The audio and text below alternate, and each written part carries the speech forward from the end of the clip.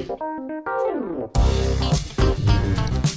morning and welcome to the Path to Business Success, the show where we talk with some of the state's leading business people. And in the case today, we have an internationally renowned marketing expert in the studio with us, Miles Beckler. We're going to be talking about Miles's perspective on marketing from a man who is on the move. So without further ado, welcome to the Path to Business Success. Miles, great to have you here. Thanks, man. Happy to be here. Excited to share. Well, Miles is a marketing guru genius, but he is also one of the hardest working men in this business.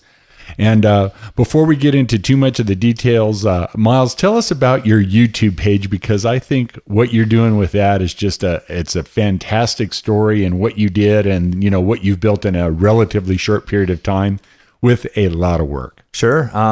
Just about a year ago now, I really wanted to step up to the plate and embrace the content creation side of business. I've supported my wife and been in a very kind of behind the scenes supporting role for several years on our business. And I created my first video on YouTube late August of 2016. And now about a year later, I've got 225 videos. I started by doing 120 videos in 120 days. Now I'm doing about 3 a week, and the results are astounding. Almost 1 million views at this point, over 25,000 subscribers. It's generating significant amount of cash flow for our media business, and the reach has kind of even surpassed my own expectations.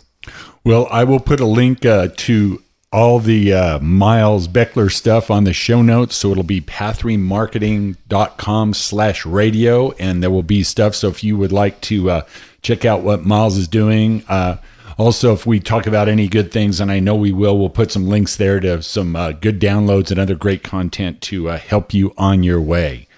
But today I wanted to visit with Miles because Miles and his wife, they travel and they are always on the move. And we're going to be talking today about the role that your website and your social media can play in marketing your business, but from the standpoint of somebody that doesn't know your town, doesn't know your community, and all kinds of money and attention you could be basically leaving on the table if you don't take that group into account. And so let's just say, you know, you drive into town and you need a service, whether it's car repair, you want to go to the grocery, you want to go to the movies, you want to go to a club, a bar, a restaurant. What happens, Miles, if they don't have a great website? And it's pretty obvious. Yeah, and we live in the day of the extreme long tail. And what that means is that people have these specificities in their life, whether it's a dietary preference, the paleo diet, the vegetarian diet, and there's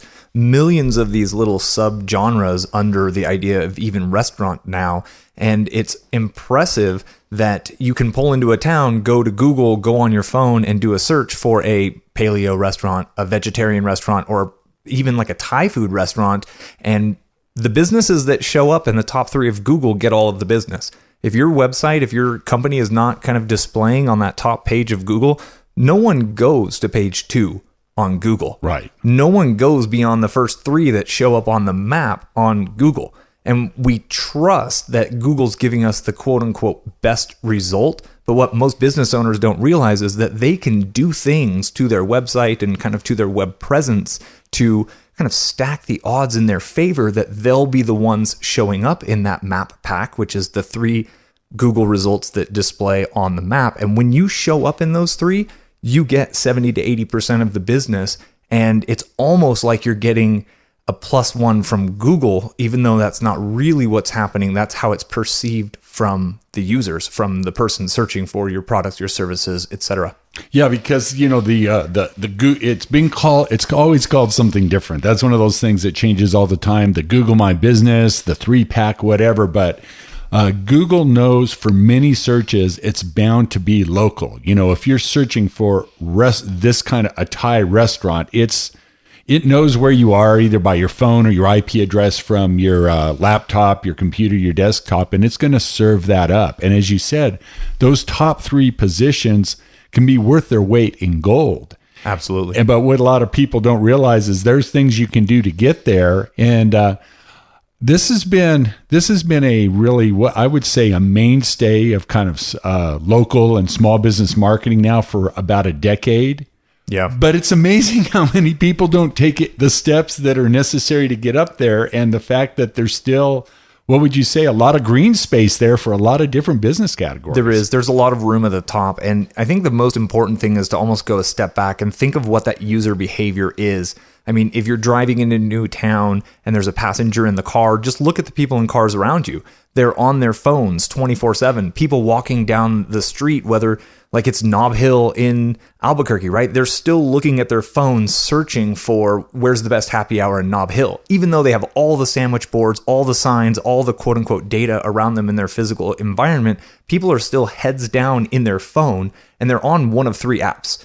Right? They're on their web browser looking at Google. They're maybe looking at TripAdvisor or Yelp, and that's going to be about it. And they're looking for, where am I going to go spend my money? And the businesses that show up and kind of look enticing to them and look like they solve their perceived needs, the paleo diet thing, the happy hour drinks thing, whatever that might be, the people go spend their money where they feel like there's a solution to their problem. Well, people understand the restaurant, so let's use that as an example. Perfect. So let's say, and you use Thai, so let's say we're a Thai restaurant, and so what are some of the things that Thai restaurant can do to make sure they show up in that Google 3-pack for the search term Thai restaurant? But then we'll talk about other search terms that they could show up for. Yeah, and the most important thing I think to think about is really the foundation. What foundation are you building your web presence on? It's so important to be on WordPress in this day and age. WordPress is a content management system. It really makes the process of building a website super simple. It makes it very easy for the business owners to create a very professional image. But the reason why WordPress is actually so important is the code is so efficient behind the scenes that Google loves WordPress websites. So a cleanly coded WordPress website that you don't have to actually do the code, it's all kind of built in templates, right? That is going to outperform a kind of pre-packaged or like a Wix or a Weebly or any of these other kind of service-based websites 10-1. So you got to be on the right foundation first and foremost.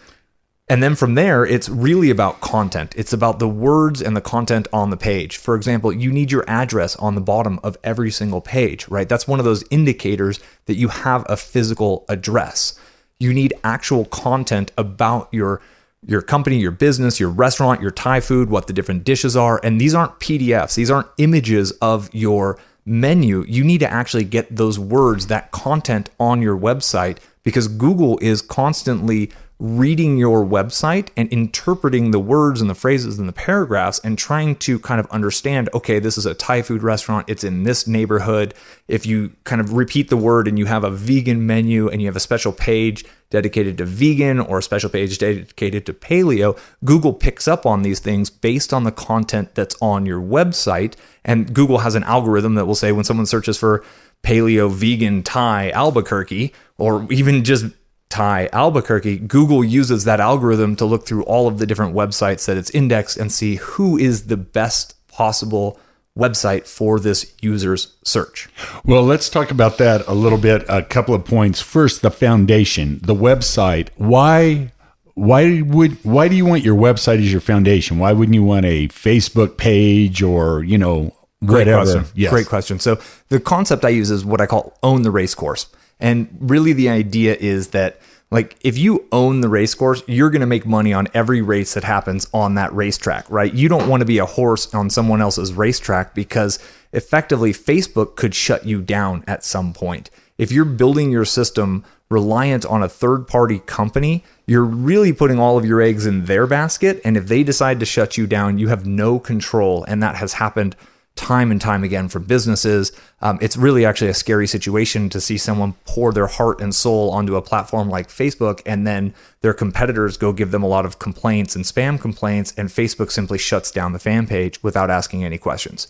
Well, the other thing we've seen happen a lot is somebody will come up with the magic formula that works tremendously well, say doing Facebook advertising, and they get this huge head start on their competitors. Well, Facebook figures that out as well as their competitors figure it out. And what they used to be doing for a couple bucks a day or, couple $100 a month, now is tens of thousands of dollars because everybody wants to do that, and you're dead in the water. Whereas if you would have done other things, owning that website, owning your own email list, and to be perfectly clear, you don't own WordPress. You know what I mean? WordPress will continue to be developed, but the key is if you own your own URL, your web address, and you are in control of your account. Now, you can use a third party, but you don't want them to own it. That's a big mistake too. Right. And say WordPress were to go away, you could port that to something else in a matter of a few hours to a couple of days. You would not be dead. Absolutely. Where if Facebook does something, you could be dead forever and never recover. And really, that brings up the kind of question of open source versus a closed source or closed kind of code base. And WordPress is open source, so it's community driven, it's built, and it's run by a nonprofit foundation. So it would actually be kind of an extreme example for WordPress to disappear versus like a corporation that gets bought out and they're seen as a competitor, et cetera, et cetera. But once you have that foundation, and this is what WordPress does so well, is there's really 2-3 things you have to do on a regular basis in order to make sure that you're outranking your competitors and essentially gobbling up all of the traffic for your best keyword phrases. Yeah, and you said one of them, and you said have your address. We call it the NAP, the name, address, phone number needs to be the same, needs to be on every page, and needs to be the same not only in your website but everywhere. Right. Yeah. So that's one of those things that Google uses to identify that, you really have your act together, because Google doesn't want to send somebody to a wrong address, because that nothing will upset a person more than being sent to the wrong address from a web search on your phone or anything else. Absolutely. And Google is most concerned with their user experience, with the people who are searching and how their experience is once they search for you and find you and what happens from that point on. All right, that's it for the first segment. When we come back, we will continue our conversation with Miles Beckler here on the Path to Business Success. Welcome back to the Path to Business Success. We're here discussing marketing with Miles Beckler. Miles is a content creation machine. You are YouTube famous. I don't think there's any other way to put it. You have 25,000 plus subscribers, 1 million views on your how-to videos that you've been doing, and you've built that up in how long? How many months? Right about a year. 1 year. So, you are an overnight success 1 year later. And I know, Miles, that you've worked very diligently day in and day out. But you create a lot of content. And let's talk about the role of content, blog posts, videos, audios, and others, and what it does for the business. Because people are saying, well, no one may ever read this blog post, or they may do, why should I even do this? And talk to us about that. Yeah, content is really the fuel for the engine of the internet in and of itself. Google, YouTube, Facebook, they all run on content, and it's all user-generated content. So essentially, there's 2 ways to look at content. There's on-site content, that's content you have on your website, and then there's off-site content, and that could be content you put on Facebook, on YouTube, on Yelp.com, your profile on TripAdvisor, et cetera, et cetera. So you need to balance both of those, and you need to manage both of those separately. I think really the on-site content, which is kind of what you do on your own website, is the biggest opportunity that most small business owners are missing out on, because they think a website is essentially a brochure and, I had my website built, it's got all my information and it's done. But a website that's not updated in the eyes of Google is actually dying. And Google wants to see websites that get new content published weekly, daily. Some of the biggest websites, Huffington Post, like these huge news media websites, they're updated multiple times per day.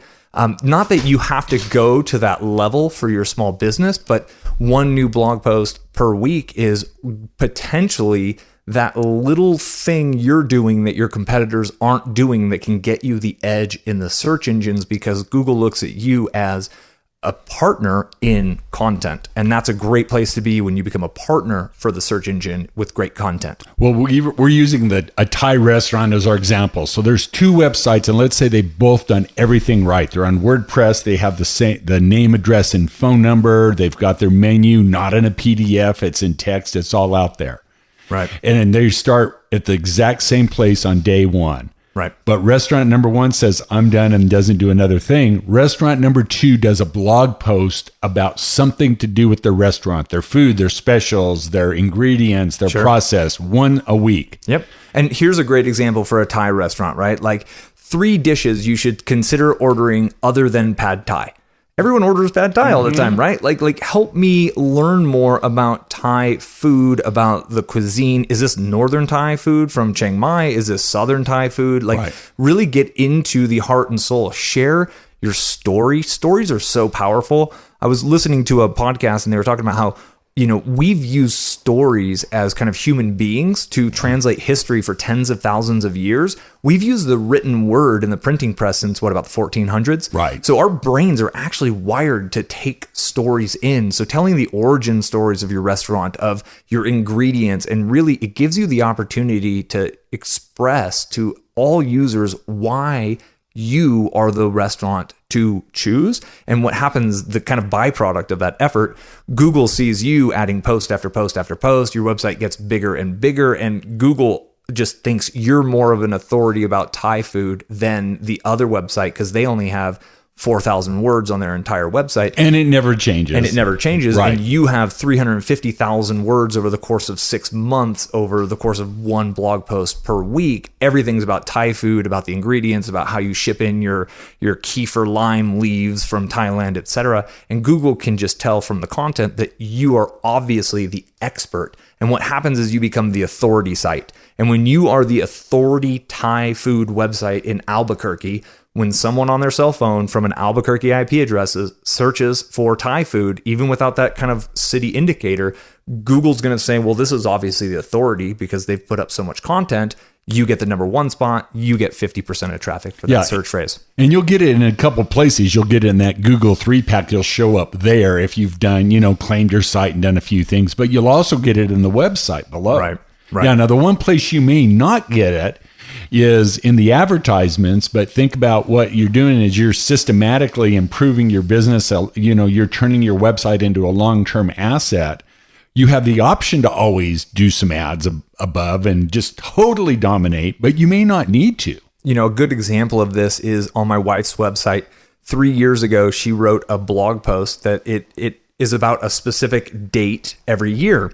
And she wrote it 3 years ago. That date just came and went. And we saw about 70,000 visits to our website from this blog post she wrote 3 years ago. Right. So this content marketing, you really get residual return on your investment. And often your investment is more energy than it is money, right? To run and maintain a WordPress website, it's a few $100s a year tops.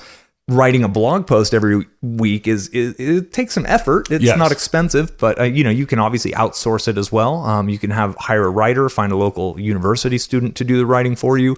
You could probably even exchange your product for a hungry college student at UNM. Go Lobos, right? Like you could find an English student who would love to trade their services, their writing for Thai food, etc. And just find those win-win situations that get you the result you need as a business owner without weighing you down. Because man, once you build it, an organic content machine, it can do things. It's astounding what can happen. Well, and it's interesting. Those blog posts will continue to build up that site, make it more and more powerful in the eyes of Google. And then some interesting things can happen. All those long tail keywords. So if someone does Thai vegan, right? Well, you have Thai, you're ranking for that. You have vegan, you're ranking for that. Google will put that in there and you can just blow your competition away. And really, like, how many Thai food restaurants are effectively doing content marketing in any given market? It's very, very, very few. So you really only need to do a little bit more than the next competitor.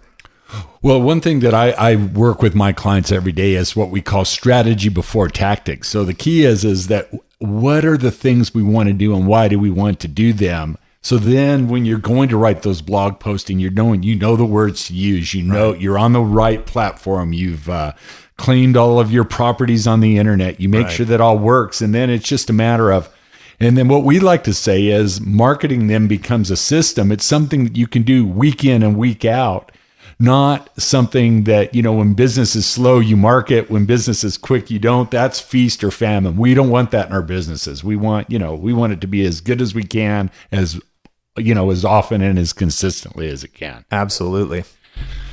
Well, okay. So now we have been doing this for a while, and what are some of the advantages that we can do? And then, what are some things that we've got the basics, we've got the website, we've claimed our Google property, we're using the right terms. So claiming the Google property, we haven't discussed that. Let's talk that. Let's talk that in detail. So essentially, Google has a My Business system. It's called Google My Business. And what you can do as a business owner is you can go in and essentially create a profile for your business. And the biggest thing you're doing here is you're getting your name, address, and phone number, again, manually input into Google, and they will mail you a postcard with a verification PIN. And you log back in once you receive that, because Google wants to physically make sure you have an actual brick and mortar door address, right? They want to keep spammers out. You get that postcard. I think it takes a couple of weeks. Yes. You go plug in that number. Instantly, you are going to outrank everyone who hasn't taken that physical step on that map. And if you're the first Thai restaurant, to keep with our example, that does that in your local area, that may be enough for you to dominate every other business in your area. It's really good to go into Yelp and claim your Yelp page. Right. Go into TripAdvisor, claim your TripAdvisor page. If you're a vegetarian, go to the Happy Cow. Know these kind of content aggregators for your target market and go claim your business there. Make sure your name, your address, your phone number is all correct, and write a good, compelling description about your topic, about what you are, using the keywords that you find, which I think is kind of like that third thing we need to talk about today. Yes, that's part of the strategy, using the right keywords. And they've got to be two things. They've got to be terms that people are searching for. Right. Because you don't want to search for necessarily Thai recipes, because that's somebody that's looking to make Thai food at home. You might be looking for Thai restaurants, great Thai restaurants, vegan restaurants. Best pad Thai. Best is usually Tom Yum, Yes. Tom Kha, right? Those different recipes. So eventually, if you've got 30 different dishes on your menu, to keep going with this example, writing a blog post about each of those dishes. So when someone passing through town is having a hankering for pad for Thai, whatever, they're going to search that phrase, and you come up because you spent the time to put the content there, and Google becomes the partner. You are the content partner. Google has the traffic, and together you create a great user experience for Google searchers. Well, and the good thing is once you claim those assets, and it was a great description, it's a little bit of work up front. You have the opportunity to put your website in, your name, address, phone number. You can put pictures. You can almost create a mirror mini website on Google's dime that Google loves, and now they know it's legit. So and it's you can work for you. Manage your reputation in the sense of responding to any criticisms in the reviews and say sorry about that. Like really engaging, saying thank you to the positive reviews, and being one of those owners who's engaged with the comments, and if people have a problem, offer them solutions in the public view. And oftentimes seeing a responsive owner on Yelp or on TripAdvisor is enough for people to be like, wow, they seem engaged in their business. I am going to give them a try. Yeah, it is a great piece of advice. So we're here talking with Miles Beckler, and we're talking about looking at your business from the point of view of somebody who is just blowing into town, has money jingling in their pockets, and they would like to spend it with you. For more information on this topic, go to path3marketing.com. Go to the radio tab. There will be links about this topic and much more. And when we return in a few minutes, we will be discussing more with Miles Beckler here on the Path to Business Success. Welcome back. This is the Path to Business Success. I'm Wally Drangmeister, president of Path3 Marketing, path3marketing.com. That's not a coincidence. All right. And we are here talking with Miles Beckler. And Miles, we're talking about having your local business show up for people who are coming into your community, whether they just moved here, they're traveling through, what it takes to show up and get these new customers. And we left off a little bit about keywords. Tell us, what are your thoughts about what are keywords? What does that even mean? And how do we use that to market our businesses? So in my wife's business, in my YouTube channel growth, and I've I've done client work for years, helping small businesses outrank their competitors. Keyword research, the skill of keyword research is probably one of the main keys blended with content creation to success, because Google and other software tools give you the ability to look and find out exactly how many people are searching for a specific phrase every single month. Right. So we could log on to this tool right now and type in Thai food. We could type in Thai food, Albuquerque. We could type in Thai food, Phoenix, and we can see 10,000 people search for this a month, 14,000 people search a month. And ultimately, it's all about finding the exact phrases, which can often be questions, problems, things people are searching for solutions for. And then you create content that directly includes those phrases and answers the question that the searcher is ultimately searching. Right. Because anytime we go to Google, we're thinking about something, we have a problem, right? I'm driving through town. I want Thai food. I don't know this town. Google is my trusted advisor. I go to Google, I type in Thai food, and it tells me what the answer is, and I trust it, and I go. So we can see which phrasings people use, and then we just go create our content using those kind of keyword phrases built into the content and the title, the description, and the long content itself. And that really is the quote unquote trick to it all. Now, there's also, though, talk a little bit about commercial intent, where that plays in, because sometimes terms get a lot of searches, but they're not looking exactly for you. They're close, but right. Yeah. And that really goes kind of all the way back to Eugene Schwartz's theory of like, what stage of awareness is that prospect in? Are they just researching like, what is Thai food? Right. That person's not ready to go to a restaurant tonight. Oh, and that's a good thing. You could rank number one for what is Thai food. Absolutely. Nobody's going to go to a restaurant. Right. That's like, right. What is it? But where is Thai food near me is yes. someone whose stomach is growling and they know what they want. And yes. really, that is almost a little more like human psychology, which great marketing is all about human psychology and playing on that. And it's great to know if you're in the physical product space, there's a difference between like best blender and like best blender for green smoothies or where to buy blender in Albuquerque. Right. Those are all very different. And I think it's kind of the low-hanging fruit idea. You want to really look at all the different keyword phrases and try to find the ones that are closest to the end of the sales cycle. Right. Someone who's already convinced them they want what you have. It's going to be easier to sell them your widget or your dish or your meal, etc., if they already know that they want what you have. Right. And it's a little psychology. There's kind of a little bit of art in there, right? Like you can use the tools to find all the phrases, but then for you to be able to filter out the phrases and choose the ones with the best buying intent, it's a great step. It's a very worthy step. At some point, you're probably going to create content for everything.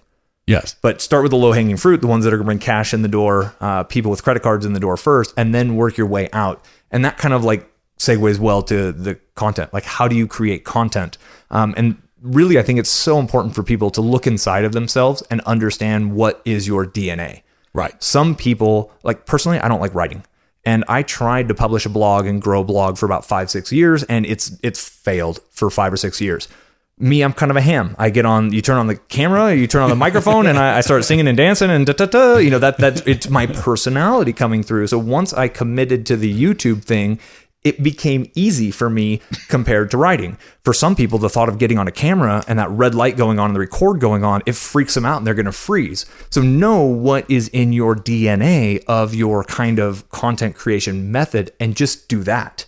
And if you're a video person, and if that's what you're focused on is creating videos like I am, you can have it transcribed. Well, that's the thing. Copy edited, and you can kind of reverse engineer to get it in every media, but you need to figure out that creation that really is going to be easiest for you. Yeah, because spoken words can be turned into videos with, screen captures or other images or video behind. Absolutely. Videos can be transcribed. Now, the hardest to probably start with, although it's not impossible, is photos, because there are visual searches on the internet. But if you have these photos, I think then the next phase is describe in excruciating detail what that is as a content creation strategy. Absolutely. And that kind of brings up the idea of a multimedia post. So Google is going to give preference to a multimedia post versus a straight text blog post. So two competing websites with 1,000 words on the same topic, if one has 2 videos embedded and 3 images embedded and the other one is straight text, Google is probably going to weigh the one with the kind of multimedia about it kind of embedded in it, they're going to weigh that one more heavily. All right. Well, let's talk about some other ideas for content creation. And again, for whatever reason, we're going to actually have to go to a Thai food restaurant today or tomorrow after talking about that much. But let's talk about some ideas. So, you have your waiters and waitresses that have thoughts about what people like, how they describe, source of content. You may have your cooks that are in the same boat. You may have suppliers. You may have people that have gone to Thailand and say, how this is there. Another great source, you may have customers. Right. If you have a really great customer, say, hey, I'm doing some stuff for my website. Would you mind telling me what it is you like about this food and what brings you back to my restaurant? And then I might take your words and put that on my website. What do you think? It could even be a simple survey card with the bill and a pen that they could fill out if they're interested. And content is an interesting idea because content can run the gamut of pure entertainment that almost doesn't have much relevance to the topic to hardcore nuts and bolts technical how-to content. And you really need to kind of get into the mind of your perfect customer. And this brings up the idea of your customer avatar. If you own a restaurant, who's that ideal customer? Who do you want to serve? Right. And who likes you, right? If you just look at your customers over the last year, are they mostly male? Are they mostly female? Is it couples? Are they in their 30s, their 40s, their 50s? Like understanding where they are in their life gets you a little bit into their psychology. And once you're in their psychology, you're like, okay, what are their needs, right? Are they coming to this Thai food restaurant because they want to spice up life? They want something different? Are they new to this type of area? And when you understand where they are psychologically, you can create content that answers their deeper questions. And when they find your blog and your website and your content that answers their deeper questions, that's the point when they're like, ooh, I found my place. I'm gonna go check this out. And the same's true. We've been kind of really focused on this restaurant idea. If you sell couches, the same concept is true, right? Like what makes your couches different? Who's it for? Is it, if it's for elderly, is it easy to get out of? Is it high? If it's for younger millennials, is it ultra modern, ultra clean? Like, right? You got to understand what they're looking for and you really create content that's catered to them to answer their biggest questions. Well, I talk about the process I'd like to take my clients through. And, these don't always happen in a neat, orderly fashion, but, they need to know, like, and trust you. Know you're there. And again, like and trust can be this thing. If it's a brand new restaurant, you're from out of town, like and trust may be, is your website have an indication? Does your storefront look like it might be a good restaurant? It may not be, rocket science, but then there's try, buy, repeat, and refer. Well, that's what makes an ideal client, is those ones that will keep coming back and refer others to your business. And the more you know about them and the better you can serve them, the more likely you are to get them to tell their friends. And pretty soon, what's a business like that has just happy people that like to keep coming back time and time again? It's a beautiful thing. So and trust, I think, is the biggest word in that, because we don't refer people to people we don't trust. Right. Period. Even if we like the service, even if we love the food, if we don't trust them, we're never going to refer, and we probably won't come back.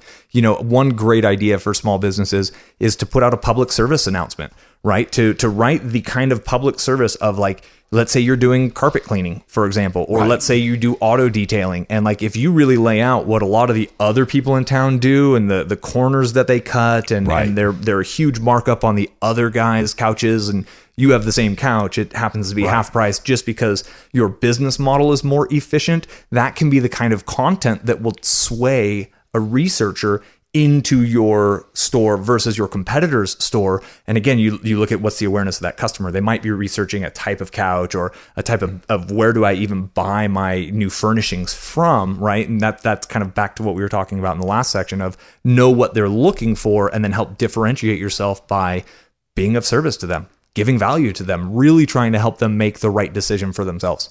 Well, and let's just talk just briefly before the break. What are the benefits of having this? I think one thing that technology does is the spoils go to the top 1, 2, 3, 4 players. And that's true whether it's, the people that are making our laptop computers or cell phones, or the local businesses in any given situation. Yeah. If you're in the 1, 2, or 3, life is easy. If you're on page 3, life is you're tough. not there. You're actually dying if you're on page 3. And there's an old statistic. I don't know if it still holds true with the map, but it said 46% of clicks go to the number 1, 12% of clicks go to the number 2 organic result on Google. So even the difference between number 2 and number 1 is literally like 35% more type thing, like literally, or 300x more in the number 1 spot than the number 2 spot. And that's the difference between, man, being in the black or being in the red at the end of the year, really. Because look at user behavior. We are spending more time on our cell phones. The younger generation came in, that's all they use. They've been online all their lives. You know, there's this thought of like virtual reality is coming. It's here. It's our cell phones. We are all living head down in our cell phones 24/7. And if you're not showing up on those 2, 3, 4 apps that they're looking for you on, you're dying. Your business is dying. You might as well not exist. Yeah, pretty much. Well, unfortunately. And before as we close this segment out, the other thing is that if I tell you about a great Thai restaurant, you're probably going to Google it anyway to get the address. Guess what? I told you about it. If it's not online, that referral goes wasted. You might as well have not have gotten the referral. But if you can find it, oh yeah, Wally told me about that. I'm going to Google it. Life or even is worse, good. If I search for it and I get the name a little bit wrong and your competitors are outranking you, and I end up going to your competitors because my friend sent me to restaurant A and I found restaurant B because they do better search engine optimization, like it's just a terrible situation. All right, good deal. All right, but that's it for this segment. Stay tuned. When we come back, we will continue our discussion with Miles Beckler here on the Path to Business Success. Welcome back to the Path to Business Success. I'm Wally Drangmeister, president of Path 3 Marketing. Learn more about what we do at path3marketing.com. We're visiting with Miles Beckler, a world traveler, marketing expert, Facebook celebrity. No, YouTube. Facebook advertiser. Facebook advertiser, YouTube celebrity. So Miles, we're talking about what you can do as a local business to come up at the top of the ratings, have your business be successful, and talk just a little bit about the benefits of having that, the detriments not, and then let's go through again, what are all the detailed steps that are required to make this a reality? This really can't be ignored by business owners in this day and age, right? Like we can ignore some problems in our business, but this really is, in the 80-20, this is a 20% that creates the difference between a successful business. Most businesses fail within 5 years. Most businesses fail within 1 year. And the fact that not enough paying customers are walking in their door is the problem. And whether you're in a town that has people driving through or you have local people, even locals are always looking on their phones. That's what we do, whether it's looking for something new, fixing a problem, etc. So like you really, as a business owner, you have to engage in this, right? And the first step is to commit and to be like, okay, I'm going to step out into the unknown. I can do this. Miles talked about all these jargony words that I don't get, like keyword research. It's not crazy. I don't have a degree in this. My wife doesn't have a computer science degree. We've literally self-taught ourselves all of this. And we live in the day and age when the information's readily available. So I think at this point, if you're open to it, let's lay down like a process, a step-by-step, and people, maybe they've got a WordPress website already and they can fit in where they want to figure out those next steps. Because the cool part is, all you have to do is be a little bit better than your competition. And you not only push them off of the first page, but you get all of the traffic. And it is beautiful to see how efficient a business can run and how profitable a business can be when they effectively engage in this process. Yeah, this is the old joke. It's the two guys in the grizzly bear and the one guy's tying up his tennis shoes. He goes, you're not going to outrun the grizzly bear. It's like, I don't need to. I just need to outrun you. Exactly. And so that's the thing about competition. Okay, so let's assume they have nothing, although almost no business will have nothing. They'll have something there. So what should they do first? The first step is a basic WordPress website. You're going to need hosting and a theme. I would assume that most and a URL and a URL and a domain name. Yeah, exactly. Name. So for most businesses, that's going to be about $300 a year. Probably could do it for about $150 a year if you need to. So the cash investment is minimal. There's so many guides. There's you can actually, Walter, help people put this together. It's an incredible value for the long-term benefit. Once that content's there and that initial content's there, you got to get those citations, we call them, which is the name, address, and phone number, not only on your website, but on all of those main kind of directories in your area. Yes. This is super important, whether it's, if you're a restaurant, that's going to be Yelp, it's going to be Happy Cow, it's going to be TripAdvisor, but it could go as far as like Yellow Pages, and there's others. Right. So that's kind of part two. You need to show the world that you're out there because people search on these different directories for your services. Well, and the clients I work with that are in very competitive niches, they have to go above and beyond. there's services where we can get them on a couple Hundreds of them. but they have to be the exact name, address, and phone number on all of them, or else it hurts you. It doesn't help you. Right. And if you're going about this yourself, like, give yourself the freedom to do 10 a day. Yeah. And they take 5-10 minutes each, 20 minutes each, right? They're not that difficult. You got to verify your address, but just do 10 a day and then move on. And it's something you got to get that marathon runner's pace with this whole game, to where you're taking steps forward every day, taking steps forward every week, and eventually you will outrank everyone. Once you have those citations done in your business, the next thing you need to do is really focus on your content creation strategy. Yep. Right. And this is going to be broken. This is like the ongoing job. What we talked about the first 2 steps is kind of like, that's the foundation. Once that's done, the ongoing thing you do is keyword research, which is finding the right phrases that your local people are searching to try to find you. And then how are you creating content? Are you doing YouTube videos, having them transcribed? Are you doing blog posts? Are you just outsourcing it to a company? Path 3, for example, to manage all of this for you, right? There's specialists who can do this stuff for you if your time is more valuable working in your business. I totally get that, but you have to. It has to be done. It has to be done. Whether it's you or somebody else, it has to be done. Because if you're not doing this, your business is literally slowly decaying. And you probably already see that in your year-over-year numbers if you're not actually doing this. So once you get that content creation going, 2 blog posts a month is enough, I think. For most businesses. For most people. I think 1 a week is really should be a target goal for most businesses. But if you are looking for, lawyers, like high-end, high-ticket, if that's your niche, then cosmetic take surgery more. is going to take a lot more. Exactly. But if you are, like you say, if you're in a dog grooming, yeah, there's not going to be much competition in the dog grooming or the mobile aquarium cleaning services, but this is how you dominate. And then use the content, create content in a way that shows what makes you unique, convey your story, prove your expertise in what you do, and really answer the questions that are floating around in your kind of people's minds. At that point, that's the whole strategy, right? Yeah. Like, it's not that much work. And it's abstract for people to get going. Like, do you need a Facebook fan page? Sure. Do you need to be on Twitter? Not really. Probably not if your people aren't there, right? It's really about focusing in. And the main focus, I think, is creating content on your website that solves your perfect customers' needs, answers their questions they have in their head, and just habituate the process. And I often hear people, well, wouldn't you run out of topics after a while? No, you won't. You really won't. Well, and let me just say right there, I will acknowledge totally that people have a hard time with this. And let me give you another just sort of related example. A lot of times I'll sit down and help them with their resumes for job hunting. They tend to describe their jobs in the most mundane, low important kind of way. It's like, no, you did way more than that. You managed this. You solved problems. And here's the thing. Your business does great things. If that's not one of your talents, again, as you said, find an English major, find a marketing consultant, have somebody that can work with you to bring out the greatness that really is in probably most businesses. Yeah. And if there's no greatness, you're going to die anyway. So. And if you run a retail store and you have someone working the front desk and they've got 2 or 3 hours a day that they're browsing Facebook, get them to at least do the keyword research, outline the post, get them to write the posts. I can't tell you the number of times I've walked into stores and I see employees literally on their phone or on the computer, the POS, point of sale computer, browsing Facebook, and I'll walk out. I will not do business with a business that does that, because as an owner, you need to make sure that your employees are maximizing their value and out delegate, right? That's the thing. And if there's no free time available for someone, outsource it. Find a way to outsource it in a way that works for you.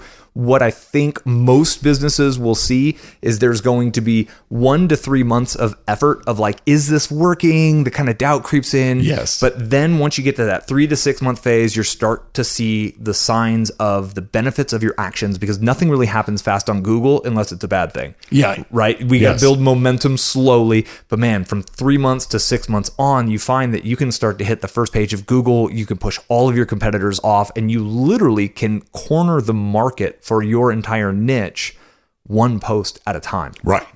Well, and like you say, it takes a while, but just think about it. If we spend a few months getting everything set up, good to go. If we're doing a blog post a week, and whether it's a video, whether it's, written with some images, over the course of a year, that's 50 blog posts. You know, it accumulates, and it's one of those, like you say, early on, early on, the effort's harder. Why? You're not as good at it and you're getting less results. Later, it becomes much, much easier. And you haven't built the authority. And, my wife and I, our main website has been running since 2009. We still get traffic today from blog posts we wrote in 2009, in 2010, in 2011. Those are 8-year-old posts that still deliver thousands of interested visitors to our website. They turn into leads. They turn into customers. It's compounding results. It's residual results on the effort you put in now. And I can't stress enough, like businesses that aren't doing this and aren't paying attention to this, they're probably not going to be around in 3 years. Yep, because even if they're solid today, they're new, the world's always changing. Well, yeah, people leave, they move, they die, they go to other places. Their competitors retire. might be listening to this and might be the ones to take action if they're not taking action. And I'm full speed ahead to be the best of the best in the niche. Well, and now let's talk a little bit about content creation, possibly using your staff. The last thing you want is your staff to be using their smartphone to be texting and doing videos with other people. But guess what? You can use that to create content in your business. If you have a sale where you just got a good deal on something, you can take that smartphone, do a video on it, post it on Facebook, put it on your webpage, put it into a blog post. And if that's something that's not good for you, you don't want to be the voice of the voice over that video, and you have somebody that works for you that, they like their phone. You've had to warn them now. Right. Put the phone down or you're fired. No, I'm going to let you use your phone as a business tool. Exactly. Here's access to the Instagram account. Here's access to the Facebook fan page. Get them as a moderator on there and get them actually producing content for you. And really it's so important for a business to start to think of themselves as a media company.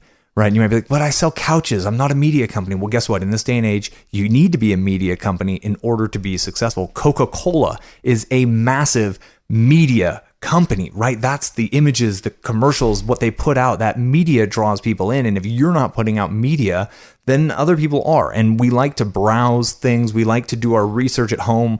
Nobody likes pushy salesmen. So what do we do in this day and age? We sit there on Google and we do our research and we get really close to the couple of options. And then we go to the store wherever we trust most to really do that last minute hands-on thing to make our final decision. And if you've been the most educational and the most helpful and the most trustworthy up to that point, man, the odds are that sale's coming to you.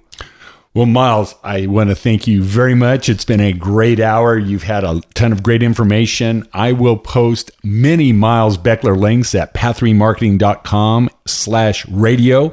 But before we leave, tell them what is the best way to check out what you're doing. If somebody's going to find out more about Miles, where should they go? Sure. My blog is milesbeckler.com and YouTube, just youtube.com/Miles Beckler. /Miles B. Wow, I don't even know my own URL. I'm the only Miles Beckler. So if you Google me, if you search me on any of the different platforms, I show up because I'm the one and only. So pretty easy. All right. Great to have you here. It's been a great hour. Stay tuned every Saturday at 10:30 for the Path to Business Success.